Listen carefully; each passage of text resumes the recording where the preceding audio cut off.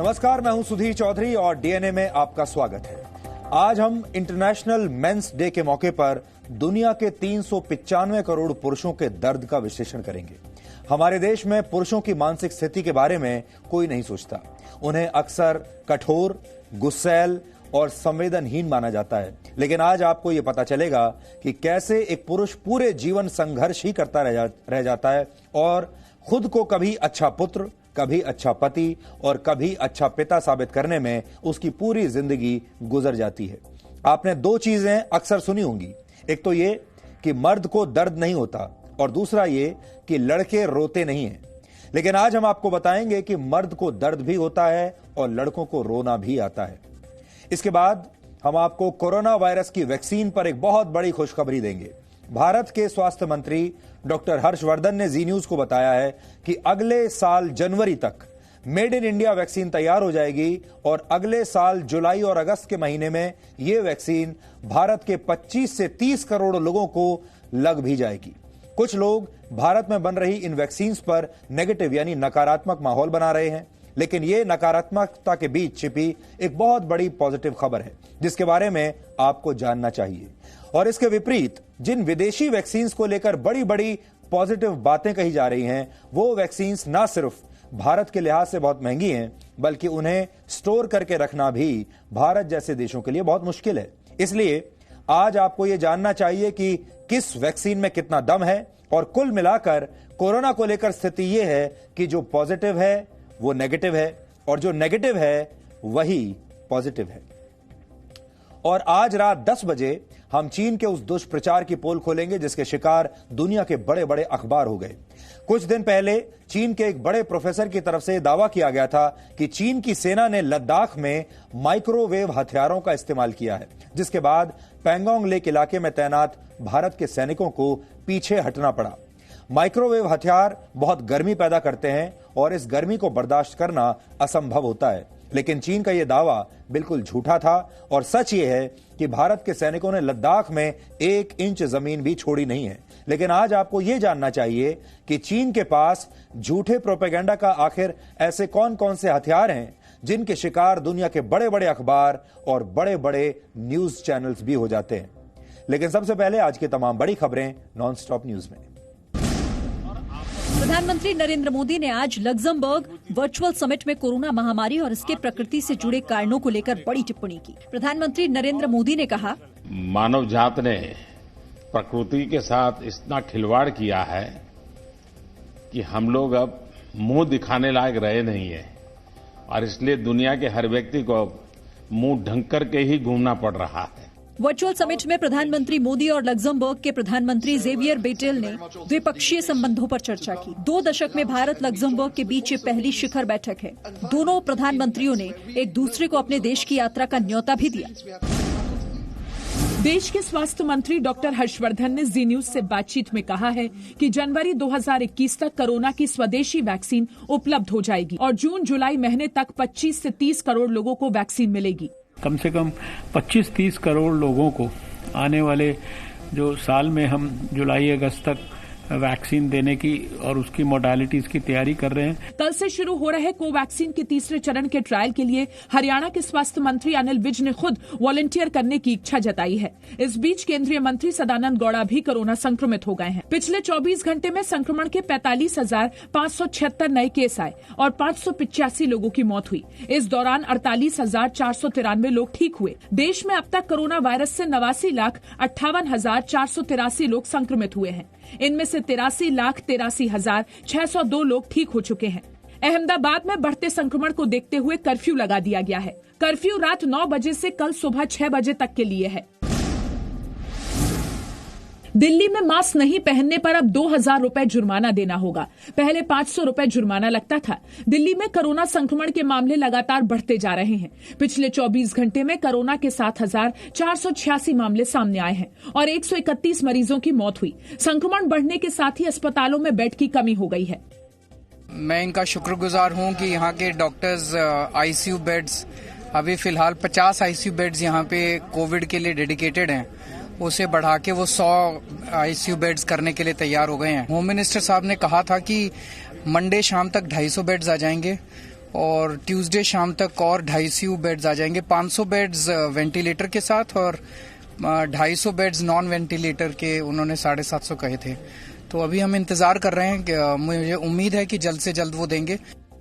Corona संक्रमण को लेकर गृह मंत्रालय ने दिल्ली से लगे राज्यों हरियाणा और उत्तर प्रदेश को अस्पतालों का सर्वे करवाने के निर्देश दिए। इसके अलावा छतरपुर के कोविड केयर सेंटर के 500 आइसोलेशन बेड को अपग्रेड किया गया है। छतरपुर और शकूर बस्ती में 50 डॉक्टर और 175 पैरामेडिक्स तैनात किए गए हैं। गृह मंत्रालय के निर्देश पर दिल्ली में पिछले 3 दिनों में 150 आईसीयू बेड भी उपलब्ध कराए गए हैं।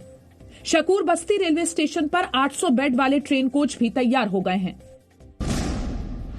संयुक्त राष्ट्र ने कहा है कि अलकायदा और आईएसआईएस जैसे आतंकी संगठन कोरोना वायरस को जैविक हथियार की तरह इस्तेमाल करने के लिए भड़का रहे हैं और दुनिया पर नया खतरा पैदा करने की साजिश रच रहे हैं। संयुक्त राष्ट्र की इस रिपोर्ट में कहा गया है कि आतंकी संगठन कोरोना को पश्चिम देशों पर भगवान का गुस्सा बताकर प्रचार कर रहे हैं और चरमपंथियों को भड़का रहे हैं कि वो वायरस का इस्तेमाल दुश्मनों के खिलाफ करे। रिपोर्ट में कहा गया है कि इन साजिशों में सोशल मीडिया का बड़े पैमाने पर गलत इस्तेमाल किया जा रहा है। जम्मू के नगरोटा में सुरक्षा बलों ने जैश-ए-मोहम्मद के 4 आतंकवादियों को मार गिराया। आतंकी एक ट्रक में जम्मू से कश्मीर की तरफ जा रहे थे। नगरोटा टोल प्लाजा पर उन्हें रोका गया तो उन्होंने फायरिंग शुरू कर दी। सुरक्षा बलों ने आतंकियों को पहले सरेंडर का मौका दिया। ट्रक के अंदर जो भी छुपा है हथियार डाल के हाथ ऊपर करके बाहर आ जाए। उसके बाद जवाबी कार्रवाई में 4 आतंकी मार गिराए गए। सुरक्षा बलों के मुताबिक आतंकी पुलवामा जैसे किसी बड़े हमले को अंजाम देना चाहते थे। जो भारी मात्रा में आर्म्स और एम्युनिशन रिकवर किए गए, इससे एक बहुत बड़े हादसे को होने से बचाया गया है। सुरक्षा बलों को अंदेशा है कि आतंकियों ने सांभा कठुआ अंतर्राष्ट्रीय सीमा से घुसपैठ की थी।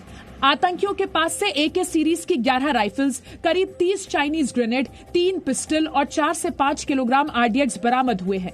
बरामद दवाओं से भी संकेत है कि आतंकी पाकिस्तान से आए थे। आतंकियों की पहचान अभी तक पता नहीं चल पाई है।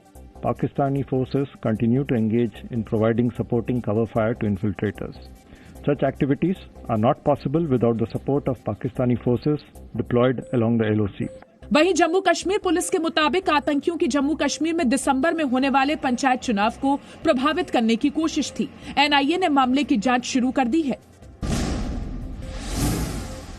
आतंकवादी संगठन जैश-ए-मोहम्मद ने फ्रांस के राष्ट्रपति इमैनुअल मैक्रों को धमकी दी है। जैश ने मैक्रों को ईश निंदा करने वाला व्यक्ति बताते हुए कहा कि मैक्रों जैसे लोग उसके निशाने पर हैं और पैगंबर के।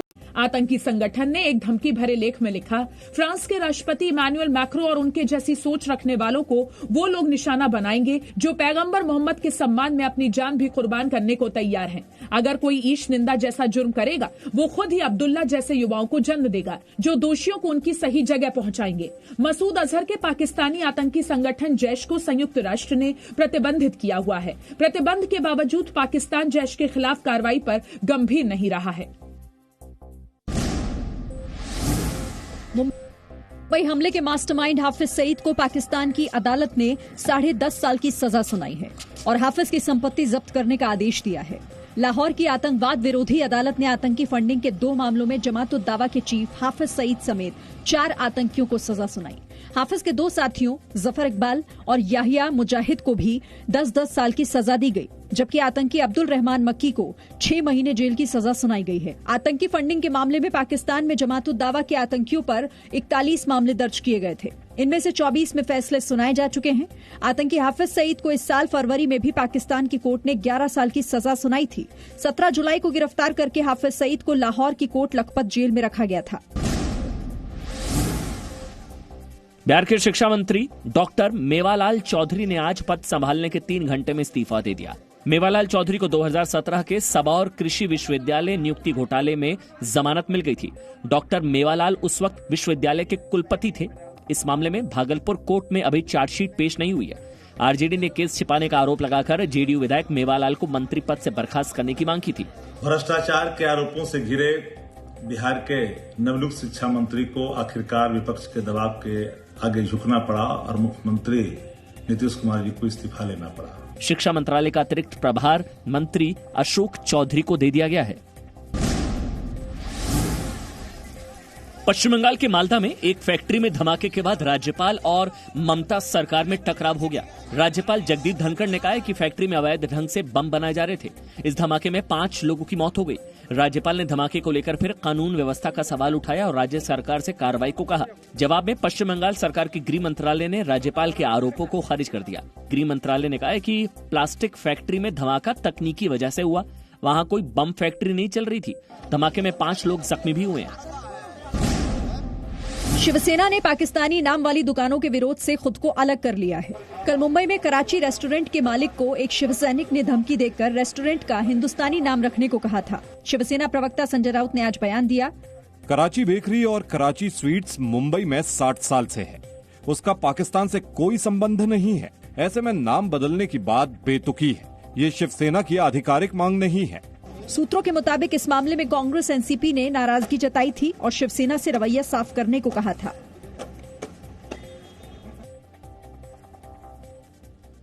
आज हम डीएनए की शुरुआत दुनिया के 395 करोड़ पुरुषों को समर्पित एक विश्लेषण से करना चाहते हैं।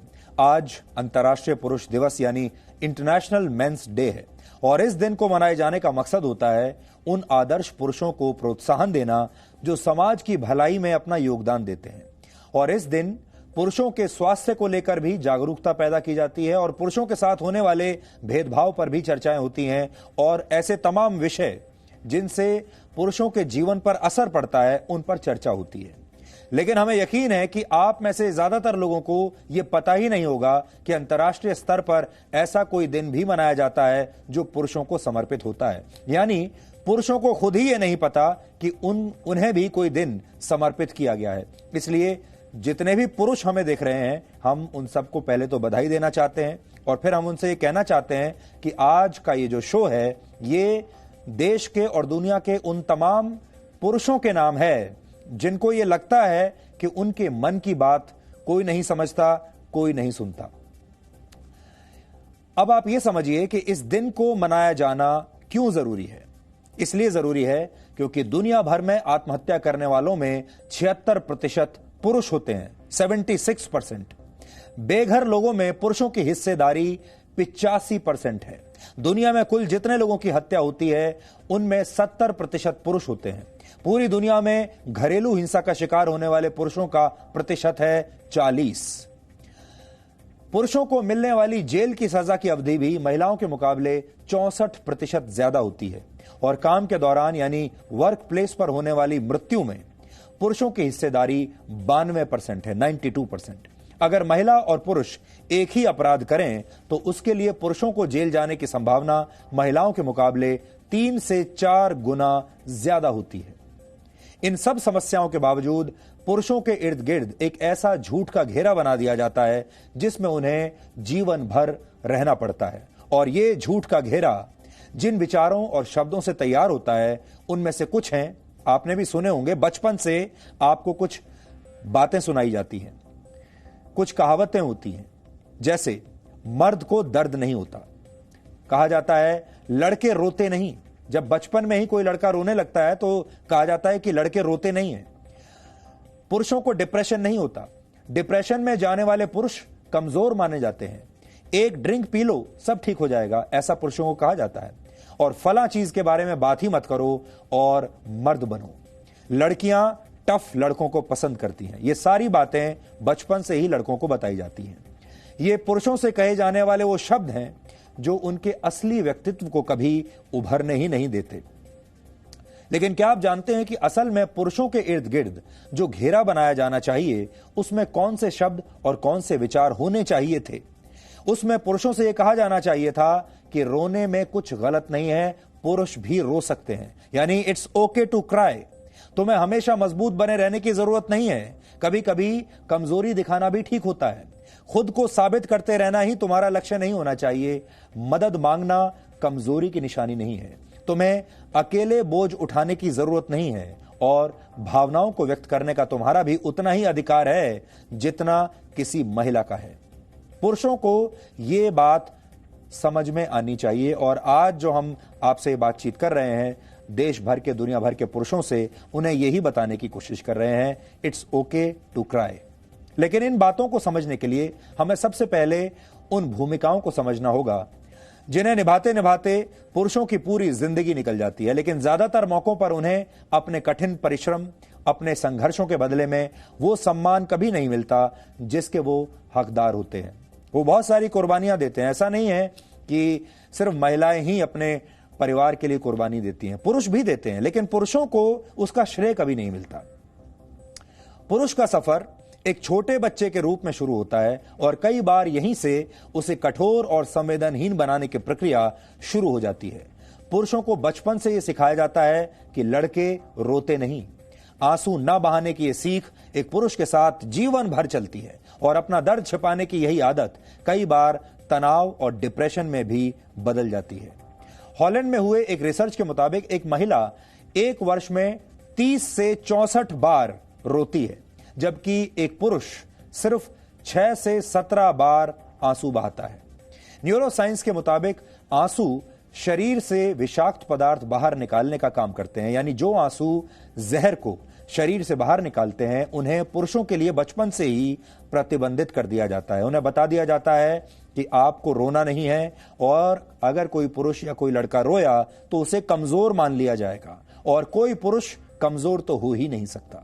और ये भावनात्मक जहर धीरे धीरे एक पुरुष के पूरे व्यक्तित्व को कई बार नकारात्मक बना देता है। आपने भी कई बार अपने आसपास ऐसे पुरुषों को देखा होगा और आप सोचते होंगे कि ये बहुत नेगेटिव आदमी है, लेकिन शायद आपने उसकी जीवन यात्रा को ठीक से समझा नहीं। इसके बाद जब कोई पुरुष युवा अवस्था में आता है तो अक्सर उसकी तुलना दूसरों से की जाती है। ये तो बचपन से ही शुरू हो जाता है, जब लड़कों की तुलना दूसरे लड़कों से की जाती है। दूसरों की तरक्की के आधार पर उसका मानसिक, शारीरिक, शैक्षणिक और आर्थिक आकलन हर पल, हर दिन होता है। Indian journal of community medicine के मुताबिक 21 से 49 वर्ष के 53% पुरुषों के साथ सिर्फ इसलिए हिंसा होती है क्योंकि वो पुरुष हैं। लेकिन एक पुरुष का संघर्ष यहीं समाप्त नहीं होता। शादी हो जाने के बाद, यानी विवाह के बाद भी उसे घर की अर्थव्यवस्था खुद संभालनी होती है और उसे प्राइमरी मेंबर माना जाता है, और पूरे परिवार का पालन पोषण करने की जिम्मेदारी उसी के कंधों पर होती है। इस बीच नौकरी चले जाने का डर भी पुरुषों को लगातार सताता रहता है। भारतीय समाज में भी पैसा कमाने की जिम्मेदारी ज्यादातर पुरुषों को ही दे दी जाती है, चाहे वो चाहें या ना चाहें, चाहे इसे स्वीकार करें या ना करें। नेशनल क्राइम रिकॉर्ड्स ब्यूरो के मुताबिक आत्महत्या करने वाले 7% पुरुष बेरोजगारी और पैसे की कमी की वजह से आत्महत्या करते हैं। इसके बाद जब कोई पुरुष वृद्ध अवस्था में प्रवेश करता है तो भी उसे तमाम परेशानियों का सामना करना पड़ता है। भारत में करीब 1 करोड़ 80 लाख बुजुर्ग बेघर हैं और इनमें पुरुषों की संख्या सबसे ज्यादा है। बहुत सारे वृद्ध पुरुषों को उनकी अपनी संतान ही घर से बाहर निकाल देती है, यानी जिन बच्चों को एक पिता एक पेड़ की तरह अपने छांव में बड़ा करता है, एक बड़े वृक्ष की तरह, वो बच्चे ही एक दिन उसे ठोकर मार देते हैं। इसका मतलब यह है कि बचपन से लेकर बुढ़ापे तक पुरुष परेशानियों और संघर्ष का ही सामना करते रहते हैं। लेकिन फिर भी हम बार बार कहते हैं मर्द को दर्द नहीं होता, जबकि सच यह है कि एक मर्द को दर्द भी होता है, उसे दुख भी होता है, लेकिन वो अपने दुखों का प्रदर्शन कर नहीं पाता क्योंकि समाज का दबाव उसके ऊपर लगातार बढ़ता रहता है। इतना दबाव होता है कि वो कभी भी अपने दुख का प्रदर्शन, अपने आंसुओं को दूसरों को दिखा नहीं पाता। और जो मर्द ऐसा करते हैं उन्हें हमारा समाज कमजोर मान लेता है। इसलिए अगली बार जब कोई पुरुष आपके सामने अपने दुख का इजहार करे तो यह मत कहिए कि लड़के रोते नहीं, बल्कि ये कहिए कि अगर आप इंसान हैं तो कभी कभी खुलकर रो लेना चाहिए और इसमें किसी को कोई शर्म नहीं आनी चाहिए। अगर आपके आसपास कोई ऐसा पुरुष है तो आपको भी उसे पूरा भावनात्मक सपोर्ट देना चाहिए। एक पुरुष हर स्थिति में अपने परिवार को सभी सुख सुविधाएं उपलब्ध कराता है और कई बार नहीं भी करा पाता तो उसकी मंशा यह होती है कि उसका परिवार हमेशा सुखी रहे। फिर चाहे इसके लिए उसकी तारीफ हो या ना हो, उसे सम्मान मिले या ना मिले, उसे प्यार मिले या ना मिले, और कोई परिवार ये माने या ना माने कि आज वो जो भी सुख सुविधाएं भोग रहा है वो उस पुरुष की वजह से है। पुरुषों पर सख्त और संवेदनहीन होने का अक्सर आरोप लगता है, लेकिन पुरुष युवा अवस्था से लेकर बुढ़ापे तक जिन पड़ावों से होकर गुजरते हैं उन्हें अगर आप ठीक से समझ जाएंगे तो आप पुरुषों को भी सही तरीके से आज से समझना शुरू कर देंगे, क्योंकि पुरुष होना आसान काम नहीं है। आज हम पुरुषों के जीवन के उन 6 चैप्टर्स को आपके सामने रखना चाहते हैं जिन अध्यायों में हर पुरुष की कहानी छिपी है। और अगर पुरुष इस समय हमें देख रहे हैं तो शायद वो इस बात को समझेंगे और जो बातें आज हम आपको बताने वाले हैं उन बातों को जब आप सुनेंगे तो उन्हें लगेगा आपको कि शायद आप ही के जीवन की कहानी हम कह रहे हैं। जैसे पुरुषों को उन्हें मिलने वाले नंबरों के आधार पर ही आंका जाता है, उनके प्रयासों को कोई नहीं देखता। इसके बाद पुरुष पारिवारिक जिम्मेदारियां निभाने के लिए अपने सपने भूलने पर मजबूर हो जाते हैं। पुरुषों से कह दिया जाता है कि परिवार की जिम्मेदारी उनके कंधों पर है, इसलिए उन्हें अपने सपने पीछे छोड़ने पड़ेंगे, अपने प्यार को भूल जाना पड़ेगा। पुरुषों से उम्मीद की जाती है कि वो खुद को एक्स्ट्रा ऑर्डिनरी साबित करें, जबकि ऑर्डिनरी यानी सामान्य होने में कुछ भी गलत नहीं है, लेकिन हर पुरुष और हर लड़के से ये उम्मीद की जाती है कि उसे एक्स्ट्रा ऑर्डिनरी होना चाहिए। पुरुषों के व्यक्तित्व का निर्माण कुछ इस तरीके से होता है कि वो अपने माता पिता तक को कई बार गले लगाने से हिचकते हैं, संकोच करते हैं। एक पुरुष अपने बच्चों से प्यार तो बहुत करता है, लेकिन जब वो पिता बन जाता है तो अपने बच्चों से भी वो इसका इजहार खुलकर नहीं कर पाता। यानी जब वो बच्चा होता है तब अपने पिता को गले नहीं लगा पाता, और जब वो पिता बन जाता है तब वो अपने बच्चों को गले नहीं लगा पाता, उसे संकोच होता है। और जब पुरुष रोना चाहते हैं तो उनसे कह दिया जाता है कि मर्द रोते नहीं, लड़के रोते नहीं। लेकिन सच यह है कि बहुत सारे पुरुष दिल खोलकर आज भी इस समय भी रोना चाहते हैं, और जब वो ऐसा नहीं कर पाते तो वो अक्सर मानसिक परेशानियों का शिकार होते चले जाते हैं। भारत में करीब 15% पुरुषों को कोई ना कोई मानसिक समस्या है, और ये मानसिक समस्याएं कई बार आत्महत्या की वजह भी बन जाती हैं। और कई बार बहुत सारे ऐसे पुरुष हैं जो आत्महत्या तो नहीं करते, लेकिन वो जिंदा भी नहीं होते। लेकिन कुल मिलाकर पुरुषों की समस्याओं को सिर्फ आंकड़ों की शक्ल में देखना भी ठीक नहीं है। हमारे लिए बहुत आसान है, हम आपको आज बहुत सारे आंकड़े दिखा सकते हैं, दिखा भी देंगे, लेकिन आंकड़ों से भावनाएं समझ में नहीं आती। आंकड़े आपको समस्या के बारे में तो बताते हैं, लेकिन वो कई बार आपको इसकी वजह और इसका समाधान नहीं बताते। उदाहरण के लिए, जब सुशांत सिंह राजपूत जैसे अभिनेता की मौत होती है तो उस पर तमाम बातें तो होती हैं, न्यूज चैनल्स पर डिबेट भी होते हैं, हंगामा मचता है और उनकी मौत को एक राष्ट्रीय मुद्दा भी बना दिया जाता है। लेकिन कोई भी इसके पीछे की असली वजह जानने की कोशिश नहीं करता, और कोई भी इस पर बिल्कुल बात नहीं करता कि कहीं सच में वाकई सुशांत डिप्रेशन में तो नहीं चले गए थे, क्या वो डिप्रेशन का शिकार तो नहीं थे, कहीं सच में उन्हें किसी चीज की कमी तो नहीं खल रही थी, क्या वो अपने जीवन से दुखी थे, उनके दुख का असली कारण क्या था। जिस लड़के के पास सब कुछ था, वो सब कुछ जिसका बाकी के लोग सिर्फ सपना देख सकते हैं, जो लड़का सफल था, उसने भला मौत का रास्ता क्यों चुना। आज इंटरनेशनल मेंस डे के मुद्दे पर सुशांत सिंह की बात करना इसलिए जरूरी है क्योंकि उनकी मौत कैसे हुई ये अभी तक साफ नहीं हो पाया है, और देश आज भी इंतजार कर रहा है ये जानने के लिए कि सुशांत सिंह को क्या हुआ था। क्या सुशांत सिंह की हत्या हुई थी, या सुशांत सिंह दुखी थे, उन्हें हत्या की गई उनकी, उन्हें मार दिया गया, या फिर वो डिप्रेशन में थे, उन्हें किसी बात का दुख था। सुशांत की मौत का मुद्दा टीआरपी का विषय नहीं है, और यह मुद्दा अब भी मरा नहीं है। लेकिन फिर भी सुशांत सिंह राजपूत पर अब सब लोग शायद इसलिए शांत हो गए हैं क्योंकि हम पुरुषों के संदर्भ में वास्तविकता को शायद देखना ही नहीं चाहते। इसे आपको एक छोटे से उदाहरण से समझना चाहिए। सुशांत सिंह राजपूत अक्सर एक काले रंग की टी शर्ट पहना करते थे जिस पर लिखा होता था श्रोडिंगर्स स्माइली। इस टी शर्ट पर श्रोडिंगर शब्द के साथ साथ एक स्माइली बना हुआ था, और वो स्माइली इस तरह से बना था कि स्माइली जो खुश भी है और दुखी भी है, यानी ये स्माइली ऐसा था जो खुश भी है, दुखी भी है। ये स्माइली एक साथ हैप्पी भी है और सैड भी है। सुशांत सिंह राजपूत बहुत पढ़े लिखे थे और उन्हें विज्ञान में बहुत रुचि थी, और वो अक्सर ऐसी चीजों के बारे में पढ़ते लिखते थे जिनके बारे में बहुत सारे लोगों को शायद पता भी नहीं होता। और श्रोडिंगर स्माइली भी एक ऐसा ही कॉन्सेप्ट है। एरविन श्रोडिंगर ऑस्ट्रिया के एक क्वांटम फिजिसिस्ट थे। उन्होंने एक काल्पनिक प्रयोग किया था, यानी इस प्रयोग की सिर्फ कल्पना की गई थी और इसे हकीकत में अंजाम नहीं दिया गया था। इस काल्पनिक प्रयोग में एक बक्से में एक बिल्ली को बंद किया जाता है और उस बक्से में एक रेडियो एक्टिव बॉम्ब लगा दिया जाता है जो कुछ समय बाद फट जाएगा और इस बिल्ली की मौत हो जाएगी।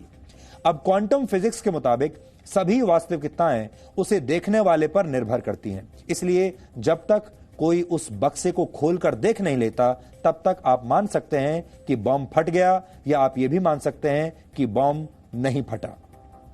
आप मान सकते हैं कि बिल्ली मर चुकी है और आप यह भी मान सकते हैं कि यह बिल्ली जिंदा है, यानी सारी संभावनाएं उस बक्से में एक साथ बंद हैं और जैसे ही कोई उस बक्से को खोलकर देखेगा उनमें से एक संभावना सच हो जाएगी, यानी उस बक्से को खोलने के बाद ही बिल्ली की किस्मत का फैसला होगा। इसे श्रोडिंगर्स कैट एक्सपेरिमेंट कहा जाता है और इसी एक्सपेरिमेंट के आधार पर किसी ने श्रोडिंगर स्माइली नाम से एक टी शर्ट बनाई और इसी टी शर्ट को सुशांत सिंह राजपूत कई बार पहने हुए दिखाई देते थे। और कई बार अगर आज क्योंकि इंटरनेशनल मेंस डे है, पता नहीं क्यों सुशांत सिंह की याद आज हमारे मन में, हमारी टीम के मन में पूरे दिन आ रही थी और हम सुशांत के बारे में सोच रहे थे कि आज के दिन यह सोचने का दिन है कि सुशांत के साथ क्या हुआ था और सुशांत जैसे जो और बाकी के लड़के हैं, युवा हैं, पुरुष हैं, उनके बारे में भी सोचने का दिन है।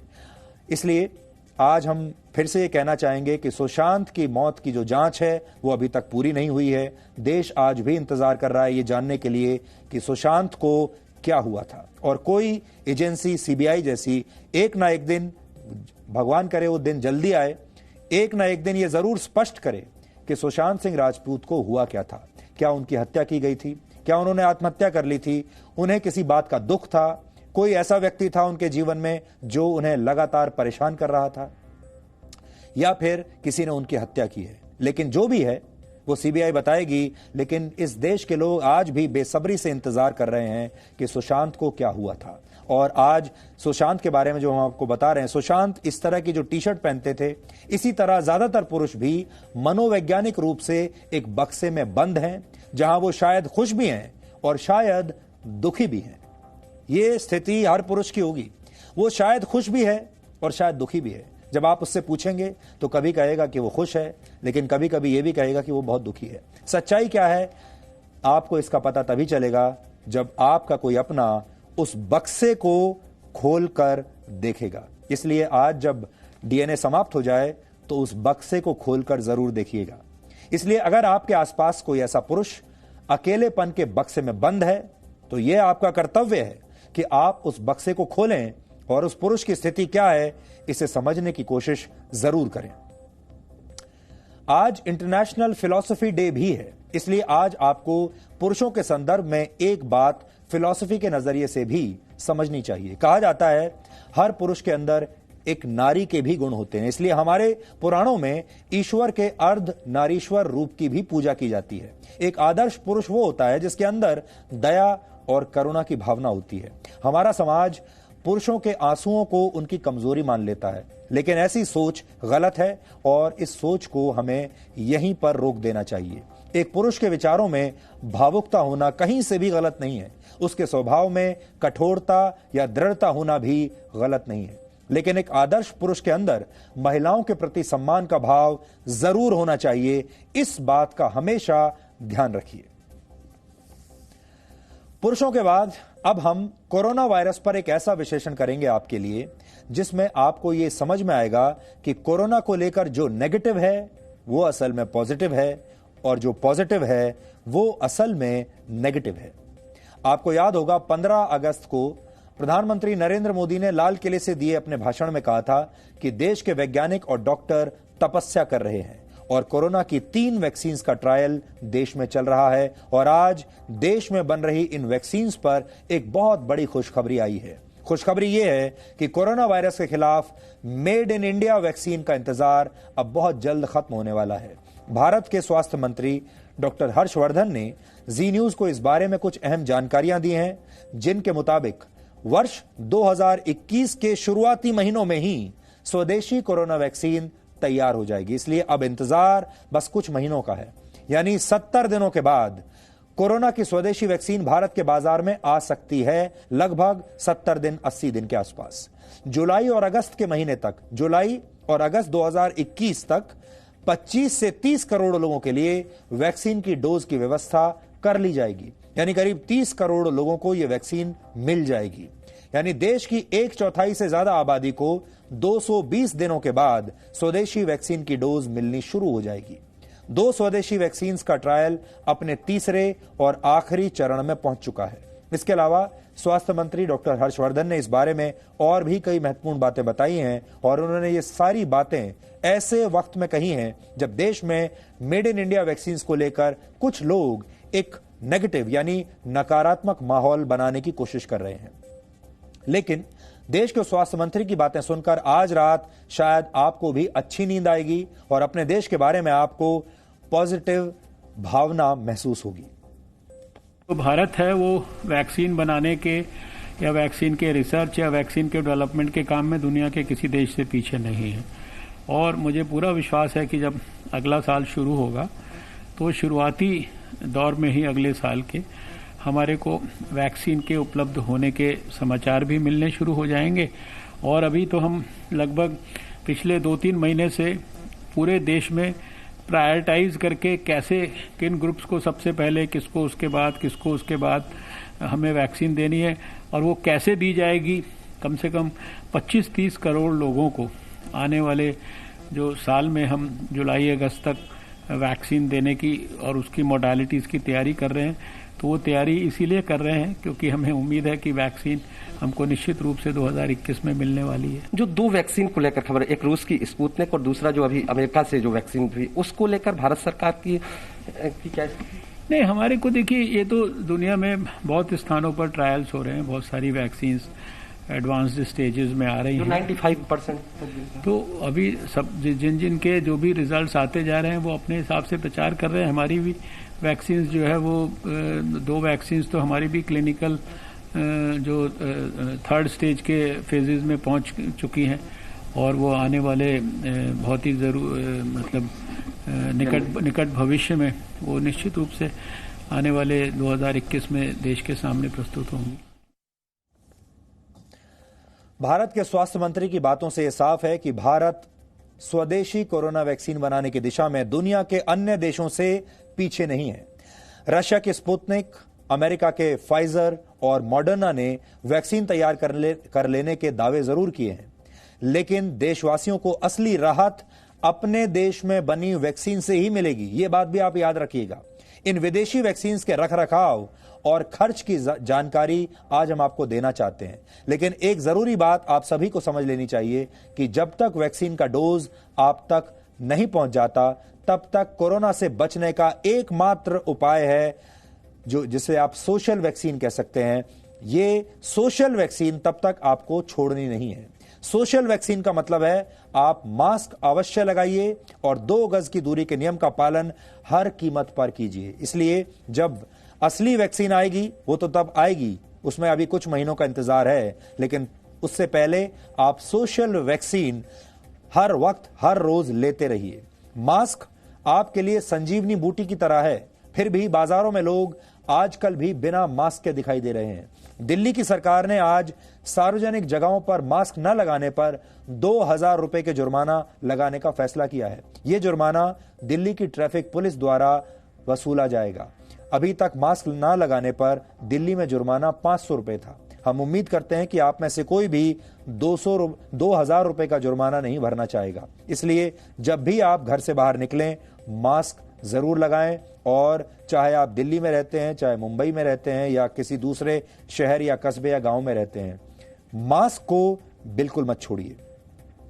मास्क किस तरह लगाना है और किस तरह नहीं लगाना है, इसके लिए सोशल मीडिया में इन दिनों एक तस्वीर बहुत वायरल हो रही है। वो तस्वीर इस समय आपकी स्क्रीन पर है और इस तस्वीर में मास्क को अलग अलग तरीके से पहनने वालों को अलग अलग नाम दिए गए हैं और ये नाम आप अपनी टीवी स्क्रीन पर इस समय देख रहे हैं।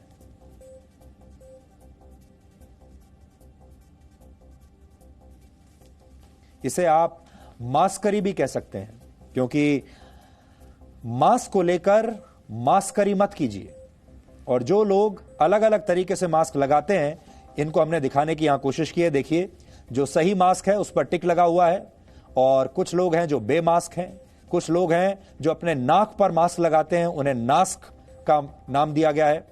कुछ लोग सिर्फ अपने मुंह पर मास्क लगा रहे हैं, नाक पर नहीं। कुछ लोग सिर्फ कान पर मास्क को लटका लेते हैं, उसे कानास्क कहा गया है। और कुछ लोग अपने चेहरे के नीचे मास्क को लगा लेते हैं और उन्हें हनुमास्क कहा गया है। इसलिए ये मस्करी बंद कर दीजिए और मास्क को ठीक से लगाइए। अब आपको दो बड़ी कंपनियों मॉडर्ना और फाइजर की कोरोना वैक्सीन की कीमत और उनके रखरखाव के बारे में बहुत अहम जानकारी हम देना चाहते हैं।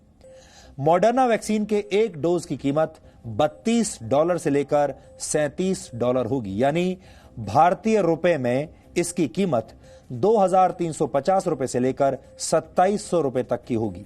तो अब आप सोच लीजिए, एक जो वैक्सीन है वो 2,300 से लेकर 2,700 रुपए के बीच होगी, मॉडर्ना की जो वैक्सीन है। फाइजर की कोरोना वैक्सीन के एक डोज की कीमत है $20, जो करीब 1,500 रुपए की होगी। मतलब दोनों कंपनियों की वैक्सीन की कीमत ज्यादातर भारतीयों की जेब शायद बर्दाश्त ना कर पाए। मजबूरी में तो आप लगवा ही लेंगे, लेकिन ये आपकी जेब को बहुत चुभेगी।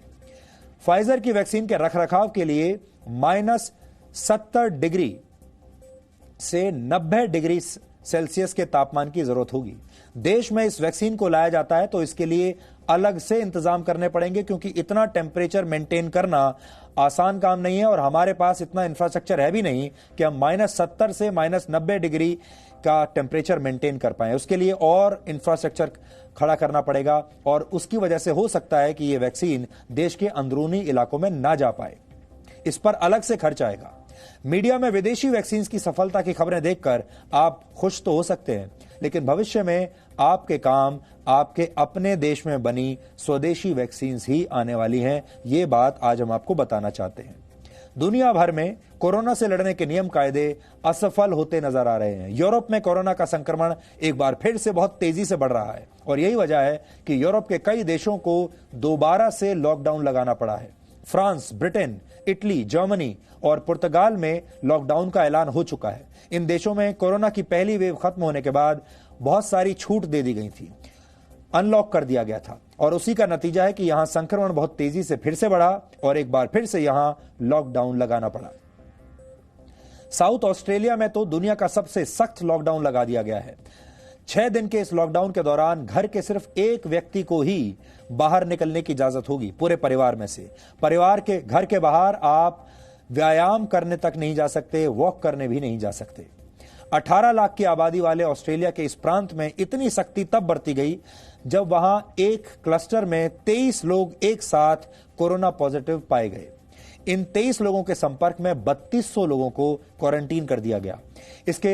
इससे आप अंदाजा लगा सकते हैं कि ऑस्ट्रेलिया की सरकार कोरोना वायरस के खिलाफ लड़ाई में कितनी ज्यादा सख्ती दिखा रही है। कोरोना को लेकर लोगों के बीच कई तरह की गलतफहमियां भी है। कुछ लोग कोरोना की नेगेटिव रिपोर्ट को सुरक्षा की गारंटी मान लेते हैं। जब वो अपना टेस्ट कराते हैं और कोरोना नेगेटिव आते हैं तो वो समझ लेते हैं कि वो बिल्कुल सुरक्षित हैं, लेकिन वैज्ञानिक इससे सहमत नहीं है।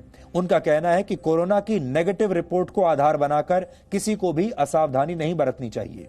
जॉन हॉपकिंस यूनिवर्सिटी के रिसर्चर्स का यह दावा है कि किसी संक्रमित व्यक्ति के संपर्क में आने के बाद कोरोना के लक्षण विकसित होने में 2 से 4 दिन का समय लगता है। यदि आप किसी संक्रमित व्यक्ति के संपर्क में आने के 24 घंटे के अंदर अपना टेस्ट कराते हैं तो इस बात की संभावना 100% रहती है कि आपकी टेस्ट रिपोर्ट नेगेटिव ही आएगी। इसलिए ज्यादा खुश होने की जरूरत नहीं है। कोरोना वायरस की वैक्सीन कुछ दिन बाद आने वाली है। हालांकि पाकिस्तान के आतंकवाद वाले वायरस की वैक्सीन अब तक नहीं मिली है। आज जम्मू के नगरोटा में सुरक्षा बलों और आतंकवादियों के बीच एक एनकाउंटर हुआ और इसमें 4 आतंकवादी मारे गए हैं और इन आतंकवादियों के पास से भारी मात्रा में गोला बारूद मिला है। इस ऑपरेशन में जम्मू कश्मीर पुलिस, सीआरपीएफ और भारतीय सेना के जवान शामिल थे। इस एनकाउंटर में 2 पुलिस वाले घायल हुए हैं, हालांकि अब वो खतरे से बाहर हैं। ये एनकाउंटर नगरोटा के एक टोल प्लाजा के पास हुआ और वहां लगे सीसीटीवी कैमरे में ये पूरा एनकाउंटर रिकॉर्ड हो गया। सबसे पहले आपको आज के इस एनकाउंटर की ये तस्वीरें जरूर देखनी चाहिए।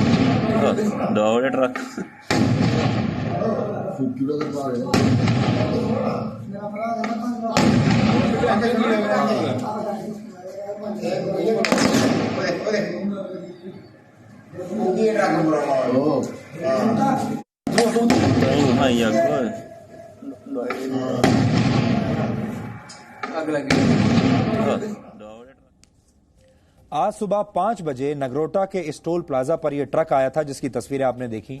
चारों आतंकवादी इसी ट्रक में चावल की बोरियों के बीच छिपे हुए थे और जब सुरक्षा बलों ने इस ट्रक की तलाशी लेने की कोशिश की तो अंदर छिपे हुए आतंकवादियों ने फायरिंग शुरू कर दी। लगभग 3 घंटों तक यह एनकाउंटर चलता रहा और इस ऑपरेशन के दौरान आतंकवादियों ने इस ट्रक को अपना कवच बनाने की कोशिश की थी।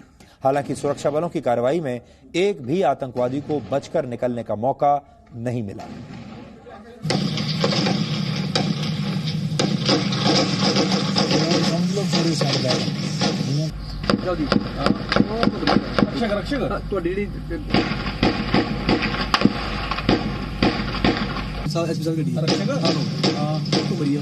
सर रक्षक भेजो इधर।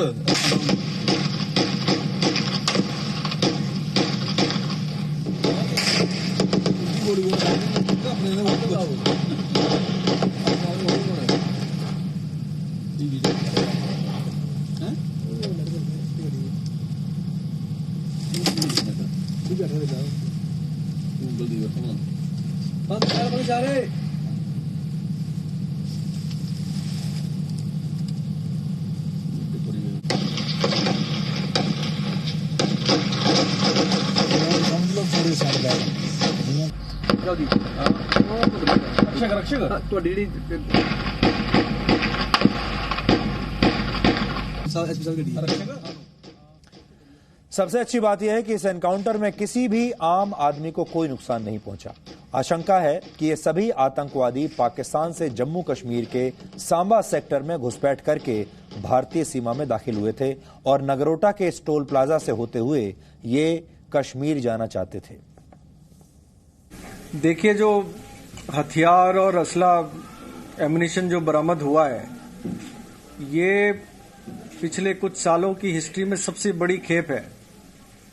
आप ये मान के चल लें कि हर आतंकवादी के पास 3 बड़े हथियार और 1 छोटा हथियार था, जो कि अपने आप में आज तक सबसे पहला ऐसा वाकया है जिसमें कि इतनी बड़ी मात्रा में हथियार बरामद हुए। ऐसा लगता है कि ये जो आतंकवादी मारे गए हैं, ये किसी बड़े मंसूबे को अंजाम देने के लिए इन्फिल्ट्रेट हुए थे और जम्मू से कश्मीर घाटी की तरफ जा रहे थे।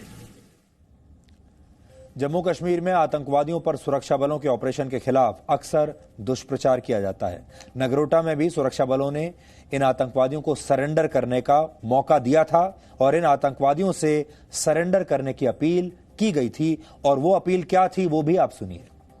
ट्रक के अंदर जो भी छुपा है हथियार डाल के हाथ ऊपर करके बाहर आ जाए, आपको कोई नुकसान नहीं होगा। रिकॉर्डिंग हो रही है। नहीं, रेड लगा हुआ है सर, रिकॉर्डिंग हो रही है। ट्रक के अंदर जो भी छुपा है आप हथियार डाल के बाहर आ जाए, आपको कोई नुकसान नहीं होगा। लेकिन आतंकवादियों को ये भाषा समझ में नहीं आती और इस अपील के बावजूद उन्होंने सुरक्षा बलों पर फायरिंग शुरू कर दी और उनके पास इन सभी आतंकवादियों का एनकाउंटर करने के अलावा कोई और रास्ता बचा ही नहीं था। सुरक्षा बलों की कार्रवाई के बाद इस ट्रक में कई धमाके हुए और फिर आग लग गई। एनकाउंटर खत्म होने के बाद इन आतंकवादियों के पास से AK सीरीज की 11 राइफल और चीन में बने 30 हैंड ग्रेनेड मिले हैं। यहां खास बात जो आपके लिए समझने की है वो ये कि चीन में बने हुए हथियार इन आतंकवादियों के पास से मिले हैं और ये बहुत बड़ी बात है। इन आतंकवादियों के पास पेन किलर्स मिले हैं, पेन किलर इंजेक्शंस मिले हैं और कई तरह की दवाइयां भी इन्होंने अपने पास रखी हुई थी, ये सोचकर क्योंकि ये लंबे समय तक वहां रहेंगे और उस दौरान इन्हें अलग अलग अगर कोई परेशानी होती है तो उन सब की दवाइयां इन्होंने अपने पास रखी हुई थी।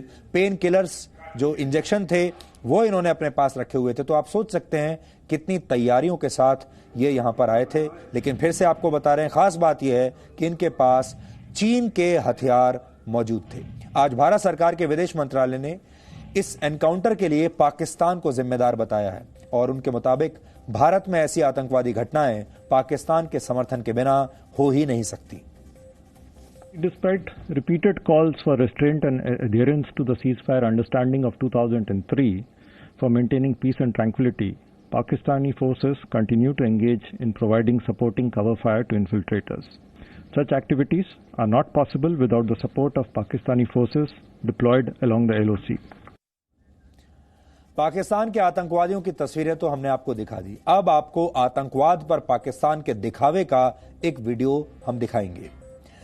मुंबई हमले के मास्टरमाइंड हाफिज सईद को पाकिस्तान की एक अदालत ने 10.5 साल की सजा सुनाई है और हाफिज सईद की संपत्ति को भी जब्त करने का आदेश दिया है। लाहौर की आतंकवाद विरोधी अदालत ने आतंकी फंडिंग के 2 मामलों में हाफिज सईद समेत 4 आतंकवादियों को सजा सुनाई है। हालांकि हाफिज सईद को सजा देना सिर्फ एक दिखावा है, क्योंकि अब भी ये आतंकवादी जब आज अदालत में आया था तो एक महंगी SUV का इस्तेमाल कर रहा था और जब इस आतंकवादी का आप काफिला देखिए, जिस तरह की महंगी SUVs इसे दी गई हैं, उनकी तस्वीरें अभी हम आपको दिखाएंगे और आप देखिए कैसे खुलेआम ये आतंकवादी वहां पर घूम रहा है। अब ये काफिले की तस्वीर आप देखिए, ये काफिला है हाफिज सईद का। आगे आगे पुलिस की गाड़ी चलती है जो उसकी सुरक्षा में लगी है और पीछे देखिए ये इस बड़ी सी SUV में जो काफिला है, एक नहीं कई SUVs आ रही हैं, उस काफिले में हाफिज सईद किसी एक गाड़ी में बैठा हुआ है। ये है हाफिज सईद का काफिला, आप देख सकते हैं। आप इस आतंकवादी की शानो शौकत देखिए, ठाट बाट देखिए और क्या आपको ऐसा लगता है कि इस आतंकवादी को पाकिस्तान में कोई आतंकवादी की तरह इसके साथ सलूक कर रहा हो? ये तस्वीरें देखकर ऐसा लग रहा है मानो पाकिस्तान की सरकार अब हाफिज सईद का और भी ज्यादा ख्याल रख रही है। हाफिज सईद को इस साल फरवरी में भी पाकिस्तान की एक अदालत ने 11 साल की सजा सुनाई थी।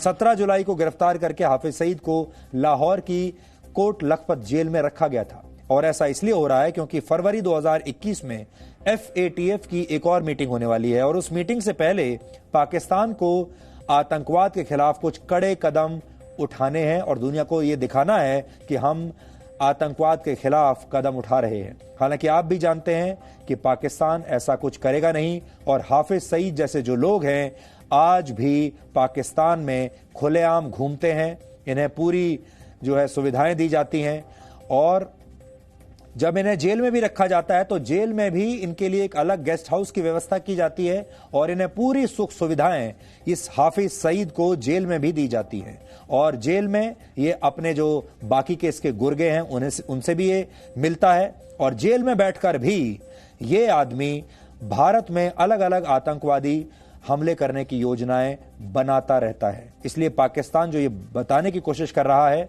ये एक बहुत बड़ा दिखावा है, लेकिन भारत हाफिज सईद की हर असलियत को समझता है और जानता है।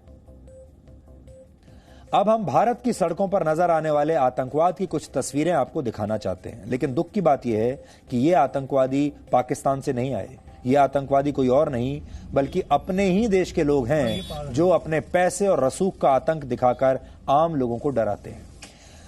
दिल्ली से केवल 20 किलोमीटर दूर गाजियाबाद के कविनगर इलाके में कुछ पैसे वाले लोगों ने बीच सड़क पर एक व्यक्ति पर खुलेआम गोली चलाई। जिस समय फायरिंग हुई सड़क पर काफी ट्रैफिक था और ये गोली किसी को भी लग सकती थी लेकिन लगी नहीं। पहले आप ये तस्वीरें देखिए। हाँ जी, ओ भैया गोली लगी तो ना है। इन्हें 1 घंटे इनके पुलिस कंप्लेन कर रखी है, रुक जाओ। इसे पुलिस कंप्लेन कर रखी है, पीछे हम इसकी वीडियो बना रहे हैं। इनकी वीडियो बना रहे हैं, ये 2 बार और फायर कर चुके हैं। चल जल्दी चल। गोली लगी तो ना आपके? बस रुक।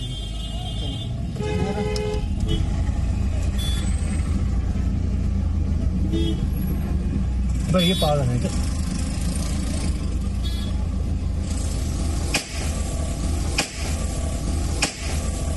गोली मार दी उसने? हाँ गोली मार दी उसने, बच गया वो भाई। गोली मारी उसने। भैया गोली लगी तो ना? हाँ जी, ओ भैया गोली लगी तो ना है। इन्हें 1 घंटे इनके पुलिस कंप्लेन कर रखी है, रुक जाओ। इसे पुलिस कंप्लेन कर रखी है, पीछे हम इसकी वीडियो बना रहे हैं। इनकी वीडियो बना रहे हैं, ये 2 बार और फायर कर चुके हैं। चल जल्दी कर। गोली लगी तो ना आपके? बस रुक।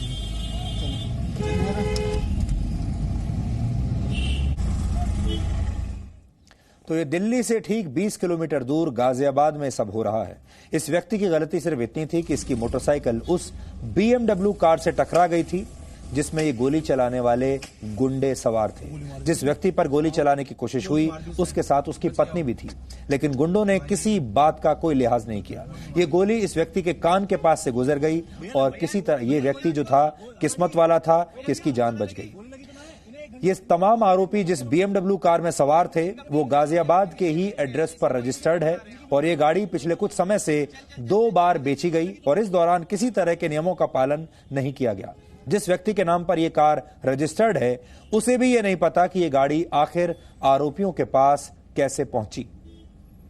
देखिए, इसमें तुरंत मामले को संज्ञान में लेते हुए सभी उच्च अधिकारी द्वारा निर्देश दिए गए हैं। टीम बन गई थी, टीमों की दबिश चल रही है, अपराधी पहचान में है और इसमें बहुत ही जल्द गिरफ्तारी कर ली जाएगी। जो भी फैक्ट्स हैं केसेस के उनके बेसिस पे कार्रवाई चल रही है।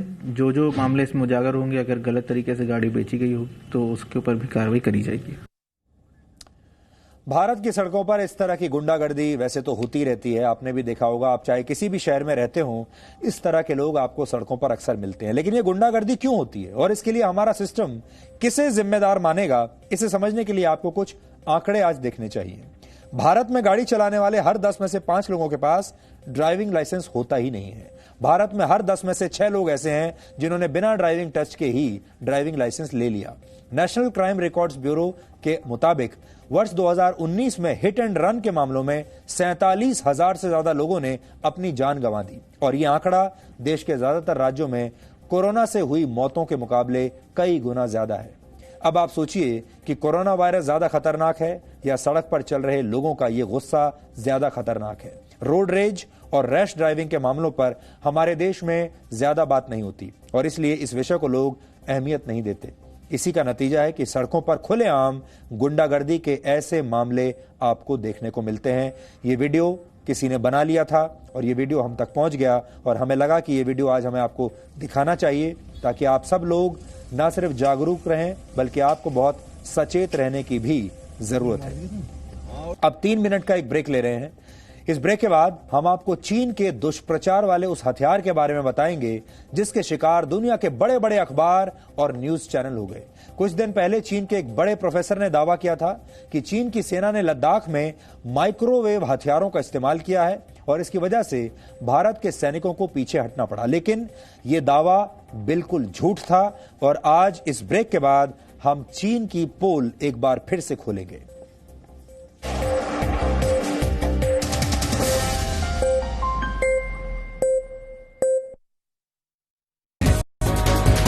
तो अब जी न्यूज पर देखिए रोजगार की हर खबर।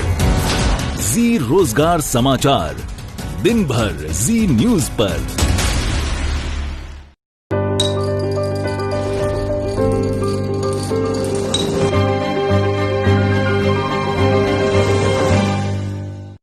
एक साल पहले ग्रेजुएशन कंप्लीट करा था। घर पे सबको बहुत उम्मीदें थी, बेटी है कुछ करके दिखाएगी। काफी इंटर्नशिप्स भी करी थी कॉलेज में, प्लेसमेंट भी हो ही चुका था, लेकिन कोविड के आते ही सब। क्या आप नौकरी को लेकर परेशान हैं? तो अब जी न्यूज पर देखिए रोजगार की हर खबर। जी रोजगार समाचार, दिन भर जी न्यूज पर।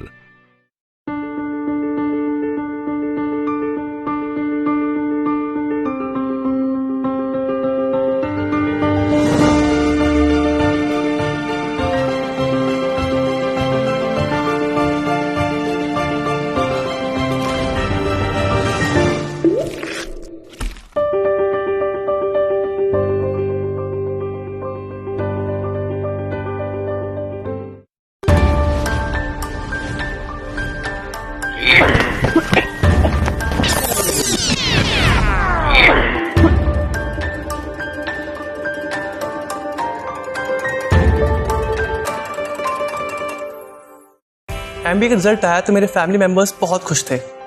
सपने जैसे उड़ान ही भरने वाले थे, लेकिन अचानक कोरोना ने सब रोक दिया। क्या आप नौकरी को लेकर परेशान हैं?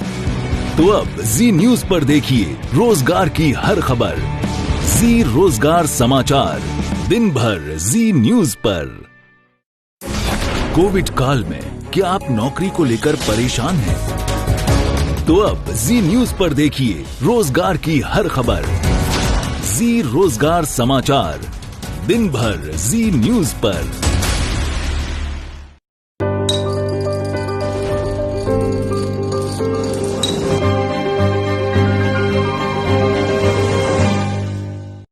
एक साल पहले ग्रेजुएशन कंप्लीट करा था। घर पे सबको बहुत उम्मीदें थी, बेटी है, कुछ करके दिखाएगी।